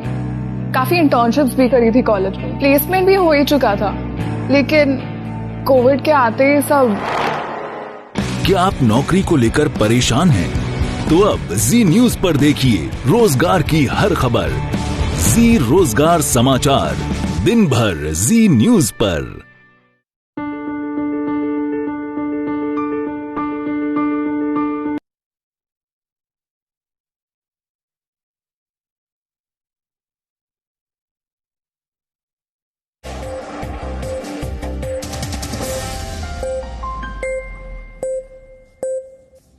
अब हम चीन की उस फेक न्यूज की बात करेंगे जिसकी मदद से वो खुद को दुनिया का शक्तिशाली देश दुनिया को दिखाना चाहता है खुद को। पिछले कुछ दिनों से लद्दाख के बारे में एक फेक न्यूज फैलाई जा रही है। इसमें दावा किया गया है कि चीन ने लद्दाख में भारतीय सेना के खिलाफ कुछ माइक्रोवेव हथियारों का इस्तेमाल किया है। ये खबर कई अंतर्राष्ट्रीय अखबारों ने रिपोर्ट की और शायद आपने भी सोशल मीडिया पर यह न्यूज देखी और पढ़ ली होगी, और आप में से कई लोगों ने इस खबर पर शायद भरोसा भी कर लिया हो। हालांकि सच्चाई ये है कि ये फेक न्यूज है। अब आपको पूरी खबर बताते हैं। चीन के एक प्रोफेसर ने दावा किया कि इसी वर्ष 29 अगस्त को लद्दाख में पेंगोंग लेक के दक्षिणी किनारे पर चीन की सेना ने माइक्रोवेव हथियारों का इस्तेमाल किया है, और इसके बाद कई बड़े अंतर्राष्ट्रीय अखबारों ने इस खबर को प्रकाशित भी कर दिया। इस फेक न्यूज के मुताबिक चीन की सेना ने पेंगोंग लेक के पास पहाड़ की चोटियों को माइक्रोवेव ओवन में बदल दिया। ऐसा करके वहां पर मौजूद भारतीय सैनिकों को पीछे हटने के लिए मजबूर कर दिया गया और अब वहां की चोटियों पर चीन का कब्जा हो गया है। लेकिन यह खबर पूरी तरह से गलत है। सच यह है कि 29 अगस्त 2020 की रात को भारतीय सेना ने पेंगोंग लेक के दक्षिणी हिस्से में कई ऊंची चोटियों पर कब्जा कर लिया था और अब भारतीय सैनिक इस जगह पर चीन के मुकाबले बेहतर स्थिति में बने हुए हैं। चीन के सैनिक वास्तविक नियंत्रण रेखा पर असली युद्ध जीत नहीं पाए। चीन की सरकार ने अब तक ये नहीं बताया कि गलवान घाटी के संघर्ष में उसके कितने सैनिक मारे गए। हालांकि अब चीन की सरकार सूचना युद्ध का सहारा लेकर फेक न्यूज फैला रही है, प्रोपेगेंडा कर रही है। भारत की सरकार और भारतीय सेना ने भी माइक्रोवेव हथियारों से चीन की सेना के हमले की खबर को फेक न्यूज बताया है। लद्दाख में माइक्रोवेव हथियारों का इस्तेमाल करने की खबर चीन का वो प्रोपेगेंडा है जिसकी मदद से वो भारत पर दबाव बनाने की कोशिश कर रहा है। हालांकि उसकी ये कोशिश कुछ हद तक सफल हो गई है, क्योंकि अंतर्राष्ट्रीय मीडिया की नकल करने वाले कुछ भारतीय संस्थानों ने भी इस खबर को अपनी हेडलाइन में ले लिया और ऐसा करके वो चीन के इस प्रोपेगेंडा का शिकार बन गए। अब आपको माइक्रोवेव हथियारों की खासियत बताते हैं। ये माइक्रोवेव हथियार उसी प्रकार से हमला करते हैं जैसे आपके घर में मौजूद माइक्रोवेव ओवन काम करता है। जब आप अपने माइक्रोवेव ओवन में खाना पकाते हैं तो उसमें एक प्रकार का इलेक्ट्रोमैग्नेटिक रेडिएशन उत्पन्न होता है जो उस माइक्रोवेव ओवन में मौजूद खाने के सामान का तापमान बढ़ा देता है और फिर कुछ ही मिनटों में आपका खाना तैयार हो जाता है या गर्म हो जाता है। जब माइक्रोवेव हथियार से किसी व्यक्ति पर हमला किया जाता है तो ये शरीर की त्वचा यानी स्किन के नीचे मौजूद पानी का तापमान बढ़ा देता है जिससे असहनीय दर्द होता है।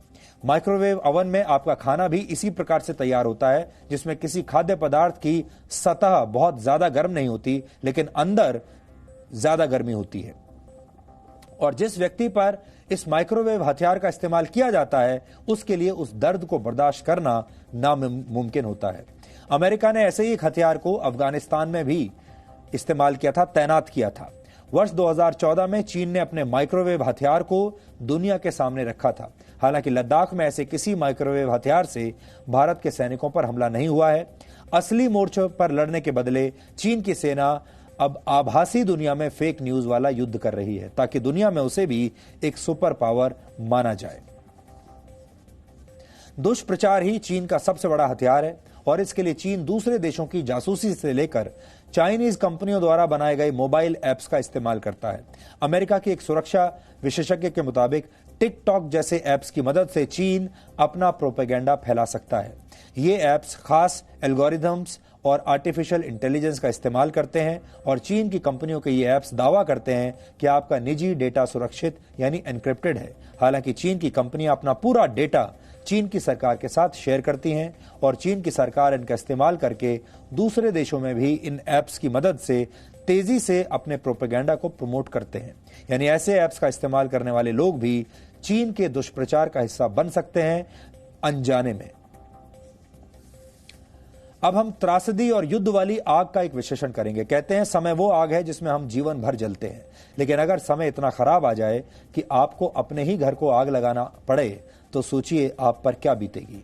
अजरबैजान नाम के देश में इन दिनों यही हो रहा है। यहां रहने वाले आर्मेनिया मूल के लोग अपने घरों में खुद आग लगा रहे हैं। आपको पता होगा कि पिछले कुछ दिनों से अजरबैजान और आर्मेनिया के बीच भयंकर युद्ध चल रहा है और ये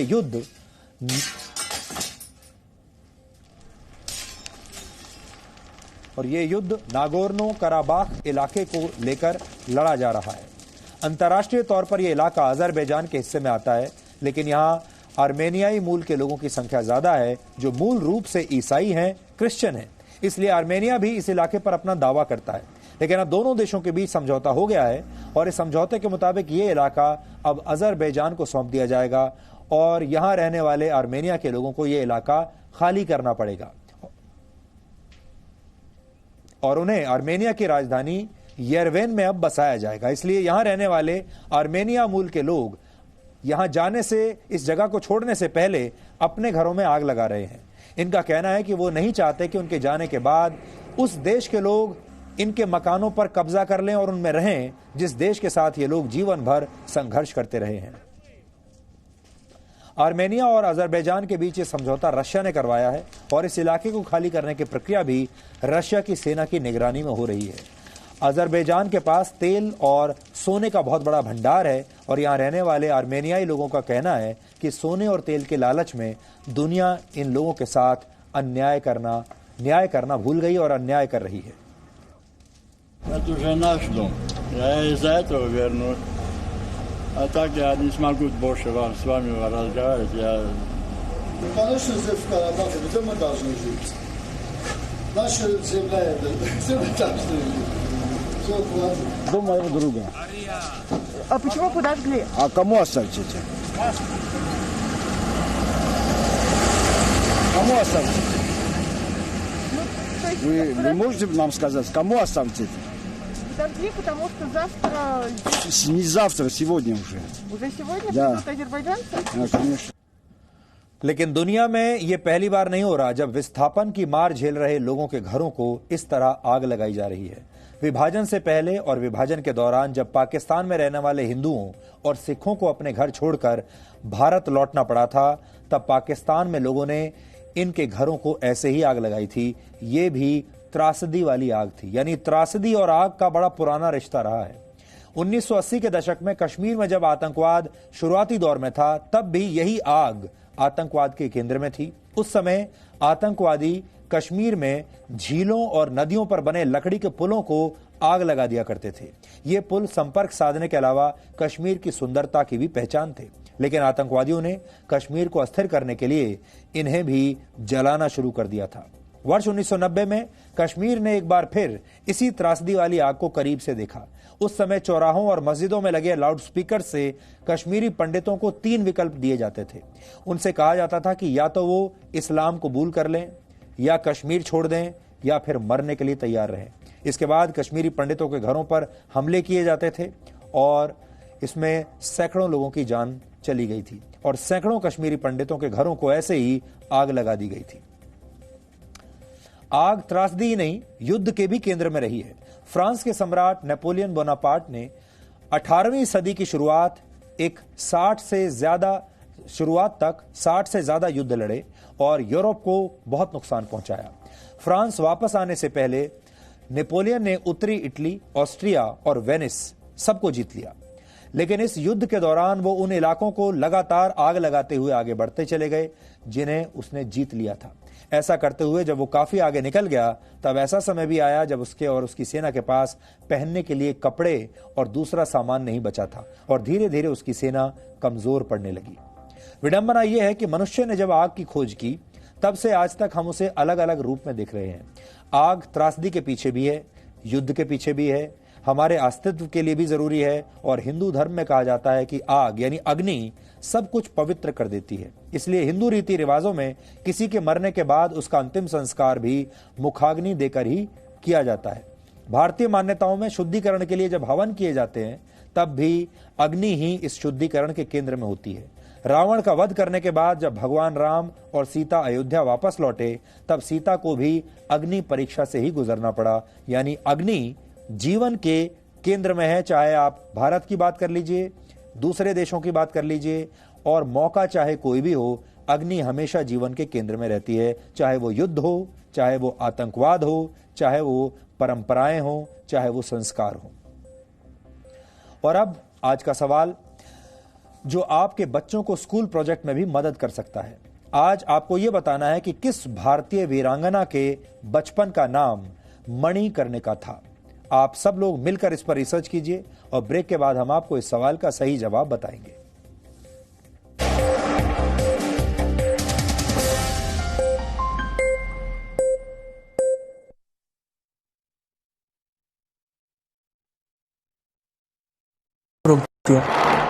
क्या आप नौकरी को लेकर परेशान हैं? तो अब जी न्यूज पर देखिए रोजगार की हर खबर। जी रोजगार समाचार, दिन भर जी न्यूज पर। कोविड काल में क्या आप नौकरी को लेकर परेशान हैं? तो अब जी न्यूज पर देखिए रोजगार की हर खबर। जी रोजगार समाचार, दिन भर जी न्यूज पर।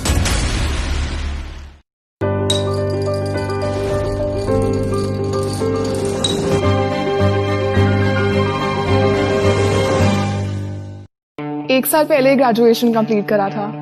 घर पे सबको बहुत उम्मीदें थी, बेटी है, कुछ करके दिखाएगी। काफी इंटर्नशिप्स भी करी थी कॉलेज में, प्लेसमेंट भी हो ही चुका था, लेकिन कोविड के आते ही सब। क्या आप नौकरी को लेकर परेशान हैं? तो अब जी न्यूज पर देखिए रोजगार की हर खबर। जी रोजगार समाचार, दिन भर जी न्यूज पर।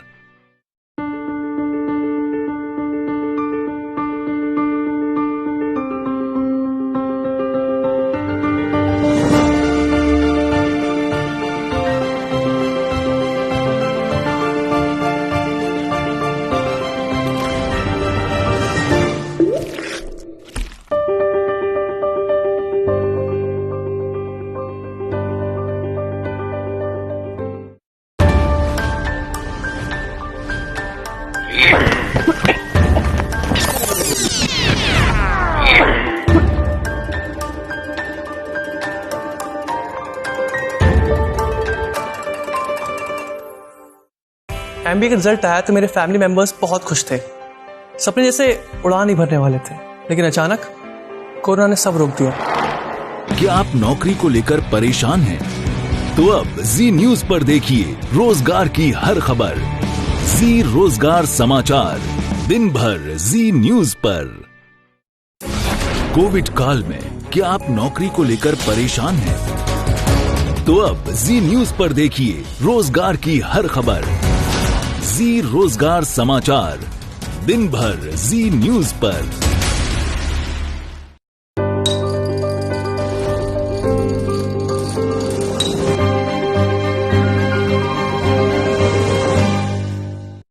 एक साल पहले ग्रेजुएशन कंप्लीट करा था। घर पे सबको बहुत उम्मीदें थी, बेटी है, कुछ करके दिखाएगी। काफी इंटर्नशिप्स भी करी थी कॉलेज में, प्लेसमेंट भी हो ही चुका था, लेकिन कोविड के आते ही सब। क्या आप नौकरी को लेकर परेशान हैं? तो अब जी न्यूज पर देखिए रोजगार की हर खबर। जी रोजगार समाचार, दिन भर जी न्यूज पर।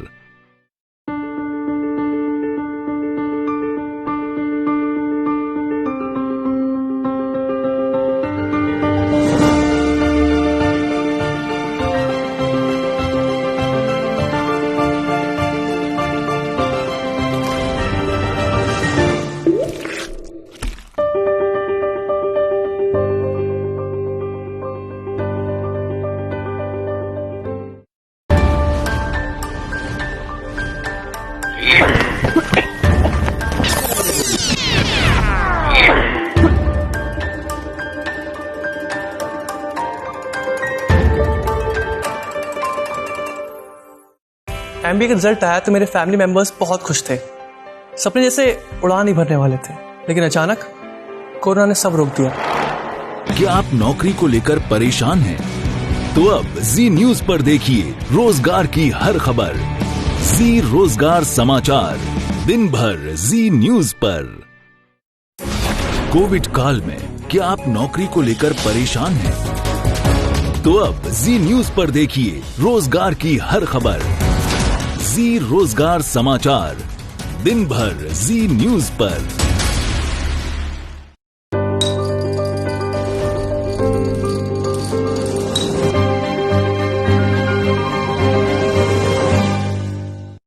एक साल पहले ग्रेजुएशन कंप्लीट करा था। घर पे सबको बहुत उम्मीदें थी, बेटी है, कुछ करके दिखाएगी।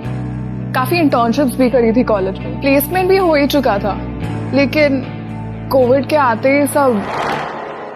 क्या आप नौकरी को लेकर परेशान हैं? तो अब जी न्यूज पर देखिए रोजगार की हर खबर। जी रोजगार समाचार, दिन भर जी न्यूज पर।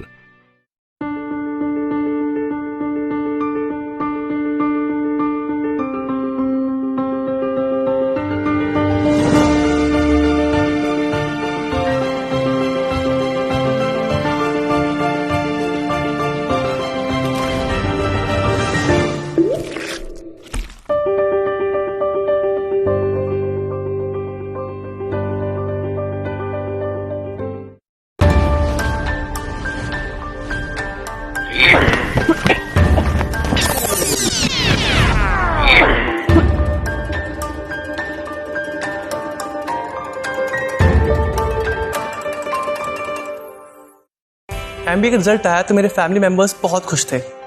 सपने जैसे उड़ान ही भरने वाले थे, लेकिन अचानक कोरोना ने सब रोक दिया। क्या आप नौकरी को लेकर परेशान हैं? तो अब जी न्यूज पर देखिए रोजगार की हर खबर। जी रोजगार समाचार, दिन भर जी न्यूज पर। कोविड काल में क्या आप नौकरी को लेकर परेशान हैं? तो अब जी न्यूज पर देखिए रोजगार की हर खबर। जी रोजगार समाचार, दिन भर जी न्यूज पर।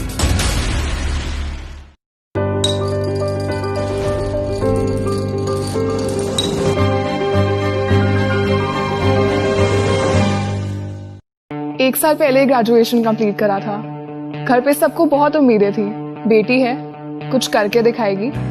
काफी इंटर्नशिप्स भी करी थी कॉलेज में, प्लेसमेंट भी हो ही चुका था, लेकिन कोविड के आते ही सब। क्या आप नौकरी को लेकर परेशान हैं? तो अब जी न्यूज पर देखिए रोजगार की हर खबर। जी रोजगार समाचार, दिन भर जी न्यूज पर।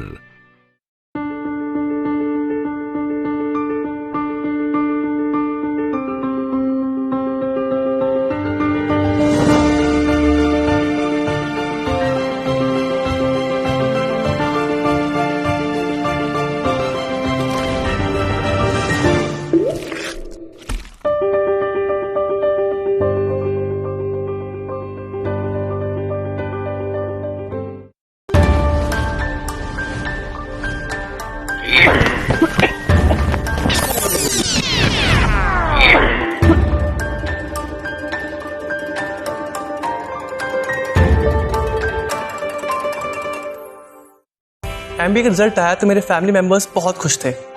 सपने जैसे उड़ान ही भरने वाले थे, लेकिन अचानक कोरोना ने सब रोक दिया। क्या आप नौकरी को लेकर परेशान हैं? तो अब जी न्यूज पर देखिए रोजगार की हर खबर।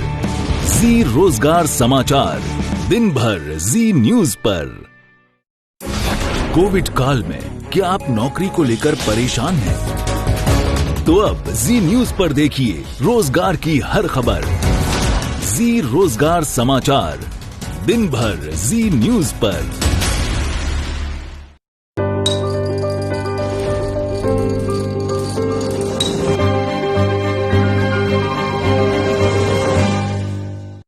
एक साल पहले ग्रेजुएशन कंप्लीट करा था। घर पे सबको बहुत उम्मीदें थी, बेटी है, कुछ करके दिखाएगी। काफी इंटर्नशिप्स भी करी थी कॉलेज में, प्लेसमेंट भी हो ही चुका था, लेकिन कोविड के आते सब। क्या आप नौकरी को लेकर परेशान हैं? तो अब जी न्यूज पर देखिए रोजगार की हर खबर। जी रोजगार समाचार, दिन भर जी न्यूज पर।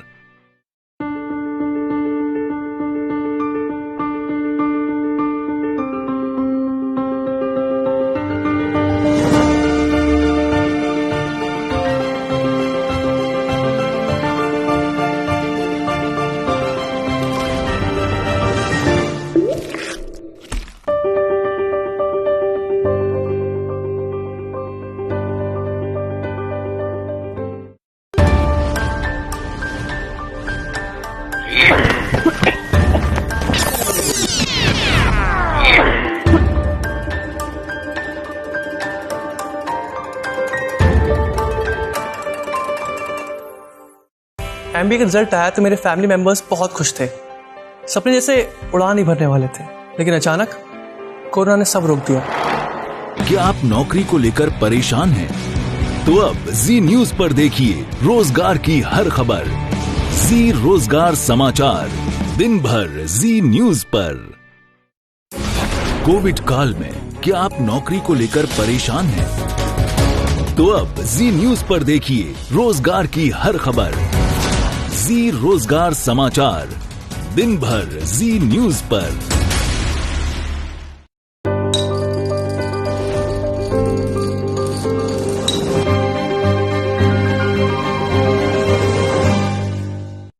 एक साल पहले ग्रेजुएशन कंप्लीट करा था।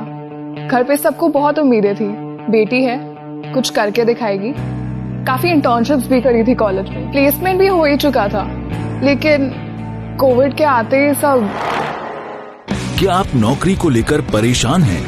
तो अब जी न्यूज पर देखिए रोजगार की हर खबर। जी रोजगार समाचार, दिन भर जी न्यूज पर।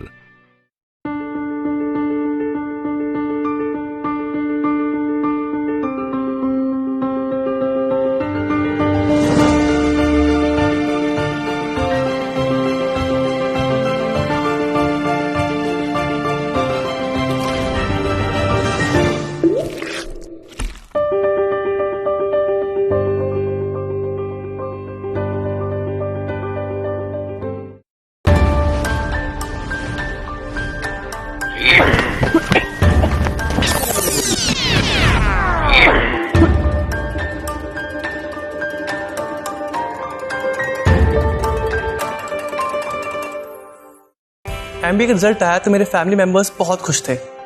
सपने जैसे उड़ान ही भरने वाले थे, लेकिन अचानक कोरोना ने सब रोक दिया। क्या आप नौकरी को लेकर परेशान हैं?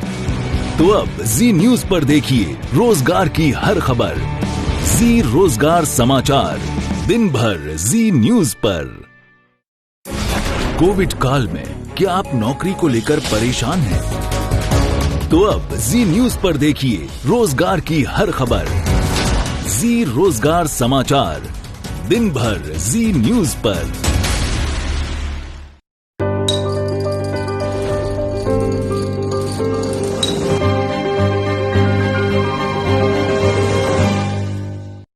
एक साल पहले ग्रेजुएशन कंप्लीट करा था। घर पे सबको बहुत उम्मीदें थी, बेटी है, कुछ करके दिखाएगी। काफी इंटर्नशिप्स भी करी थी कॉलेज में, प्लेसमेंट भी हो ही चुका था, लेकिन कोविड के आते सब। क्या आप नौकरी को लेकर परेशान हैं? तो अब जी न्यूज पर देखिए रोजगार की हर खबर। जी रोजगार समाचार, दिन भर जी न्यूज पर।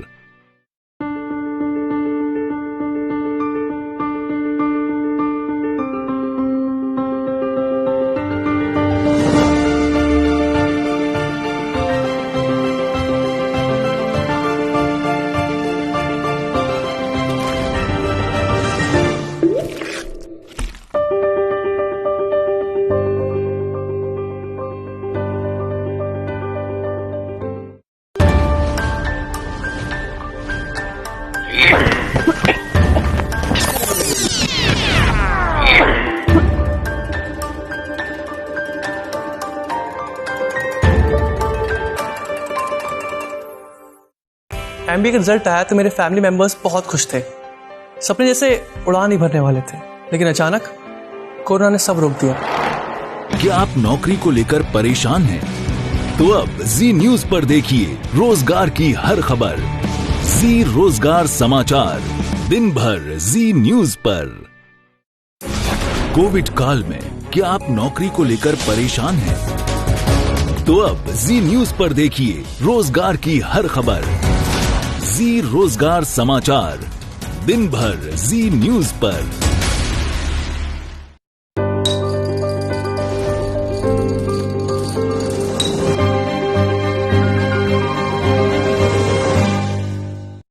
एक साल पहले ग्रेजुएशन कंप्लीट करा था।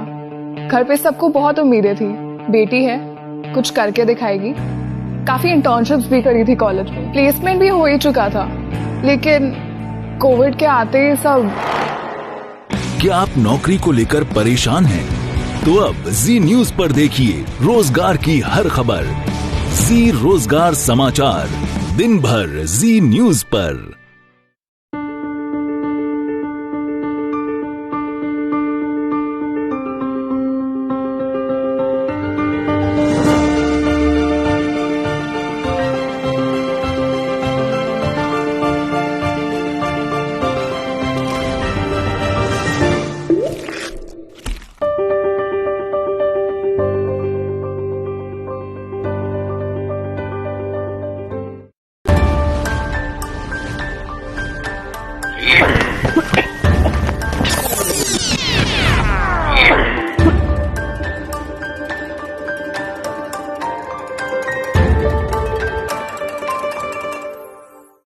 एमबीए का रिजल्ट आया तो मेरे फैमिली मेंबर्स बहुत खुश थे। सपने जैसे उड़ान ही भरने वाले थे, लेकिन अचानक कोरोना ने सब रोक दिया। क्या आप नौकरी। और अब आखिर में देखते हैं कि आज के इतिहास में क्या लिखा है। आज वर्ल्ड टॉयलेट डे है। इस दिन का मकसद है लोगों में शौचालय और स्वच्छता के प्रति जागरूकता को बढ़ाना और पूरी दुनिया में ज्यादा से ज्यादा लोगों को शौचालय की सुविधा उपलब्ध कराना। वर्ष 2001 में वर्ल्ड टॉयलेट ऑर्गेनाइजेशन ने इस दिन की शुरुआत की थी, जिसके बाद वर्ष 2013 में संयुक्त राष्ट्र ने इस दिन को आधिकारिक रूप दिया और पिछले 6 वर्षों में भारत में 11 करोड़ से ज्यादा शौचालय बनाए गए हैं। मातृभूमि के लिए सर्वोच्च बलिदान देने वाली वीरांगना रानी लक्ष्मीबाई का जन्म वर्ष 1835 में आज ही के दिन हुआ था। रानी लक्ष्मीबाई के बचपन का नाम मणिकर्णिका था। वर्ष 1857 में हुए देश के पहले स्वतंत्रता संग्राम में झांसी की रानी लक्ष्मीबाई की बहुत बड़ी भूमिका रही थी और वो अपने पति और झांसी के राजा गंगाधर राव के निधन के बाद अंग्रेजों के साम्राज्य में अपनी रियासत के विलय के खिलाफ थी, इसलिए उन्होंने अंग्रेजों के विरुद्ध विद्रोह कर दिया था। रानी लक्ष्मीबाई ने झांसी की सुरक्षा के लिए एक महिला सेना का गठन किया, जिसका नाम दुर्गा दल था। सिर्फ 22 वर्ष की उम्र में रानी लक्ष्मीबाई अंग्रेजों से लड़ते हुए ग्वालियर में वीर गति को प्राप्त हुई थी। सिर्फ 22 साल की थी तब। खूब लड़ी मर्दानी वो तो झांसी वाली रानी थी। ये कविता आज भी रानी लक्ष्मीबाई की वीरता की गाथा को बताती है। आज ही के दिन वर्ष 1928 में मशहूर पहलवान और अभिनेता दारा सिंह का जन्म अमृतसर में हुआ था। दारा सिंह को मशहूर टीवी सीरियल रामायण में हनुमान के रोल से पूरे देश में पहचान मिली थी।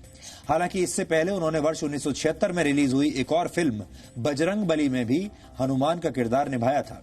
उन्होंने 55 वर्ष की उम्र तक पहलवानी की और लगभग 500 मुकाबलों में से एक भी हारा नहीं। दारा सिंह और ऑस्ट्रेलिया के पहलवान किंग कॉन्ग के बीच लड़े गए मुकाबले को दुनिया के सबसे यादगार मुकाबलों में गिना जाता है और इस मुकाबले में 130 किलोग्राम के दारा सिंह ने 200 किलो के किंग कॉन्ग को उठाकर रिंग से बाहर फेंक दिया था। इसके बाद वर्ष 1962 में फिल्म किंग कॉन्ग रिलीज हुई, जिसमें दारा सिंह ने ही एक्टिंग की थी।